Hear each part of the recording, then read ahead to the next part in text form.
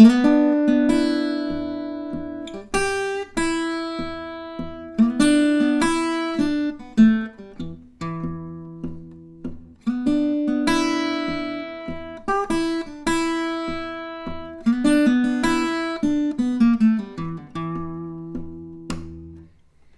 I'm David Hamburger, and in this lesson, we're going to look at how to use rhythmic contrast in playing the blues. So mixing up quarter notes, eighth notes, and eighth note triplets.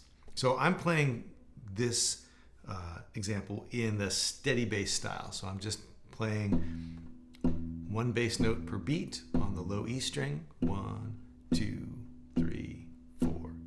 And we can start to look at playing different kinds of rhythms over that. Starting with the simplest thing, which is just to play quarter notes. So always playing just at the same time as the thumb, doing a pinch on the high string. So 1, 2, 3, 4. I say it's the simplest because you only have to think about one thing and you're not trying to distinguish between what your thumb is doing and what your finger is doing.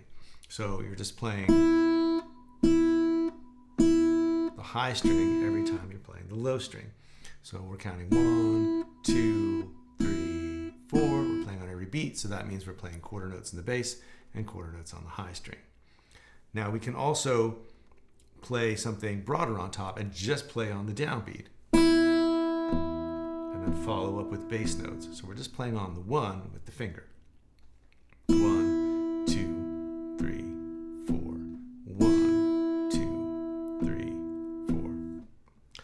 Next, we could think about taking those quarter notes, 1, 2, 3, 4, and playing a note in between every pinch. So playing on every and. So 1 and 2 and 3 and 4 and. So now we're playing eighth notes. 1 and 2 and 3 and 4 and.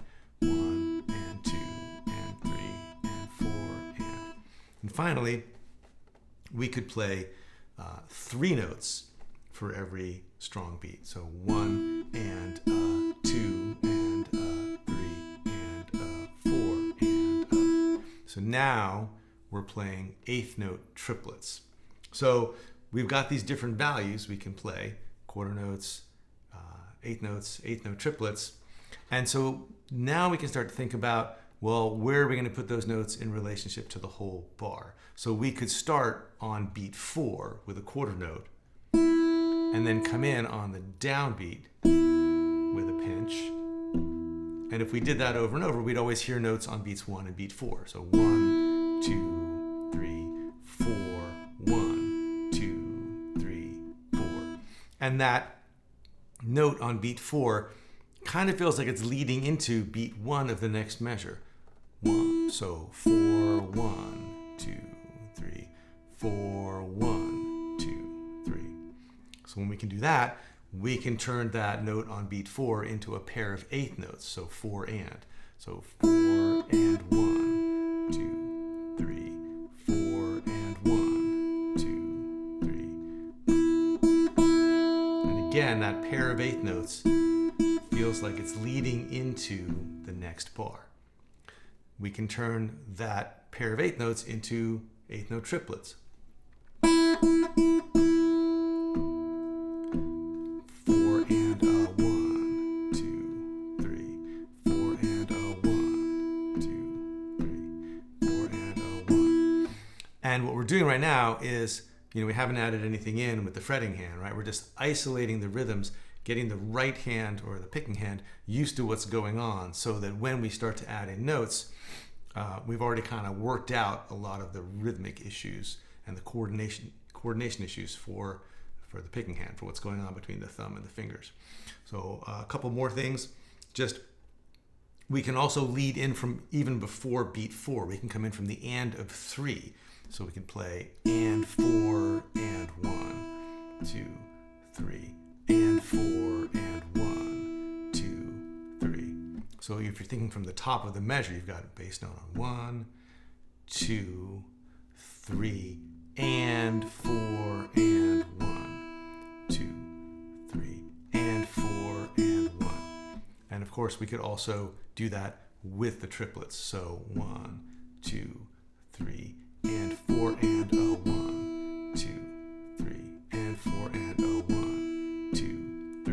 And that kind of rhythm where you have that sensation of leading into the next bar is really characteristic of blues phrasing, both as far as how blues is sung and how it's played. So now we can start to look at how to add some fretted notes in to change from just playing the high E string. So if we start with a quarter note on beat 4, 1,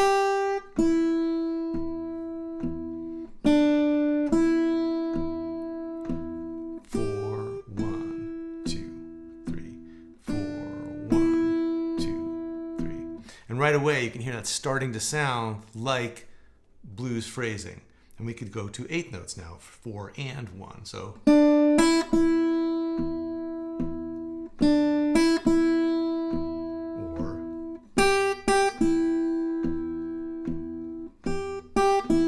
put those kinds of things together and they start to sound like phrases.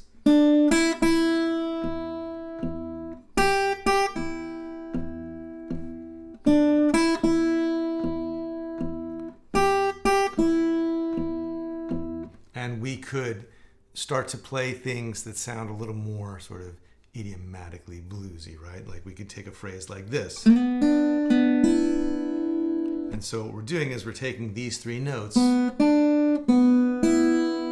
the 5th and the flat 7 and the root in E, and we're going to play the 5th here, the 5th degree of the E blues scale. We're going to play it at the 4th fret on the 3rd string, and we're going to slide in, then go over to the flat 7 of the E blues scale, come back, and then go to the high string. And when you hold it all down and let it ring out, it sounds like that. And it's part of this kind of phrasing we've been looking at because it's and 4 and 1.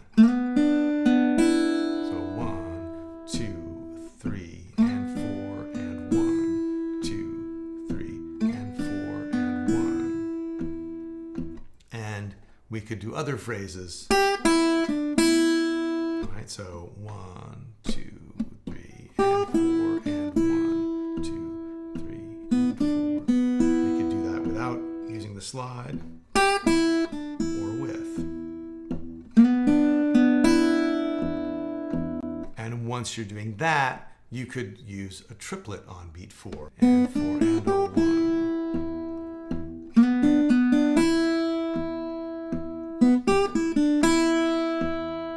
Right, and this is the sort of the power of having a rhythmic idea of what you're doing, which is once you have sort of strong and effective phrasing, like the way you're playing the rhythm of what you're doing, the different notes that you put into that rhythmic container, can be almost anything. And instead of thinking of first, here's my scale, now what can I do with it? If you think, what's my phrasing? Now what scale notes can I pour into that rhythmic container? You're already starting off at an advantage because your phrasing is going to sound good and it's going to sound like blues and like it sort of fits into that style. So you obviously can have phrases that don't necessarily start before the downbeat.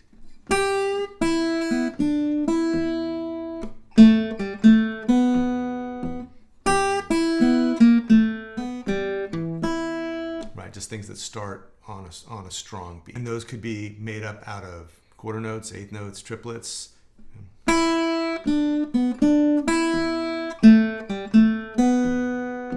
Right, so 1, 2, 3, 4, 1, 2, and 3, and 4, 1, and 2, and. So that's just quarter notes and eighth notes. Quarter note, eighth note.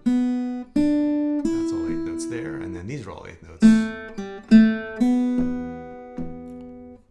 But you could also do triplets. So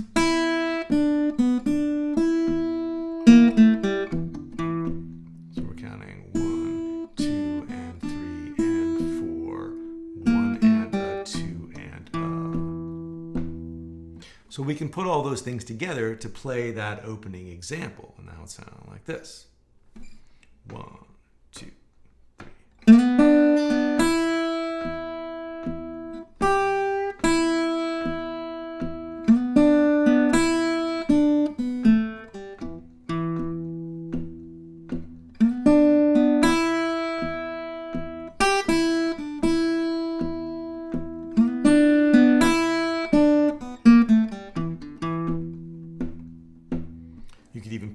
triplets in that pickup phrase. So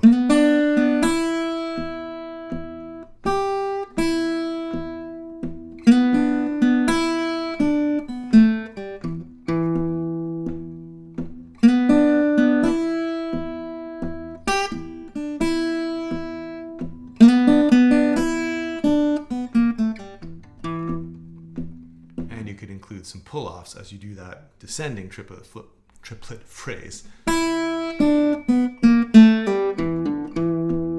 And so there are other kinds of nuances to it, but that's the basic idea, that if you can just do those first few exercises to get a really strong sense of, like, when are you playing eighth notes, when are you playing quarter notes, when are you playing triplets, and what are those phrases' relationships to the downbeat? Like, how are you playing into the downbeat? How are you playing from the downbeat?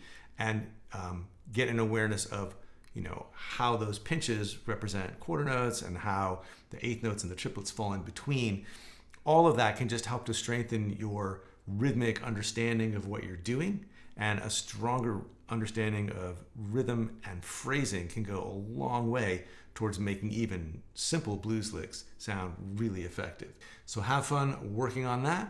And if you'd like more ideas about groove and improvisation and arranging and repertoire, you can go to my website, fretboardconfidential.com, to find more lessons and more about what I'm doing over there. Thanks, and I'll see you next time.